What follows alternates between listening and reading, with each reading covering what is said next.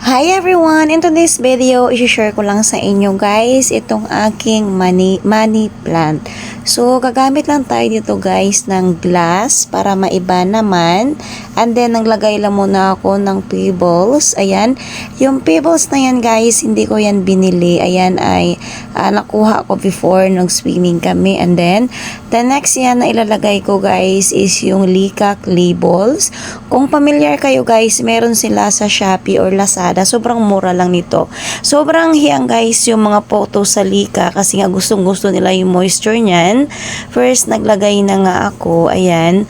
Kasi guys, pag water propagation lang, parang ang board. Parang ang bilis kasi mabulok ng kanilang mga steam.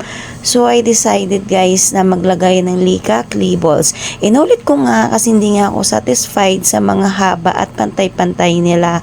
So, ayan, inayos ko na siya. Alam nyo ba guys na sobrang swerte itong mga halaman na ito. At sa inyo naman yan guys kung maniniwala kayo. And then maganda din kasi ito sa loob ng bahay. Isa ako sa mga hindi talaga nauubusan ng money plant kasi nga naniwala ako na sobrang lucky ng money plant na ito. Pero syempre magtatrabaho pa rin tayo, no? Hindi na pwedeng umupo lang tayo at gagawa ng pampaswerte. So nag-add na ako guys ng Lika. Ayan, kita nyo punong-puno siya. Yan. And then, yung mga bumabagsak guys is lagyan ko na lang ng stick para nakatayo siya.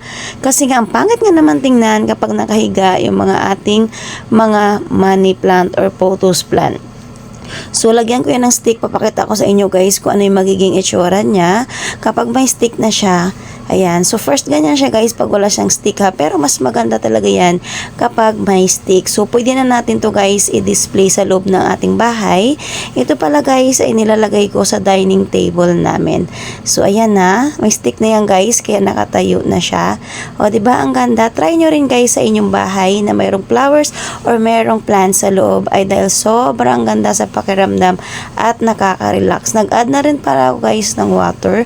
So, sure nyo lang guys na hindi sobra-sobra at sakto lang yung water na ilagay natin. So, mga isang basong puno yung nilagay ko dyan guys. Ayan. Thank you for watching everyone. Bye!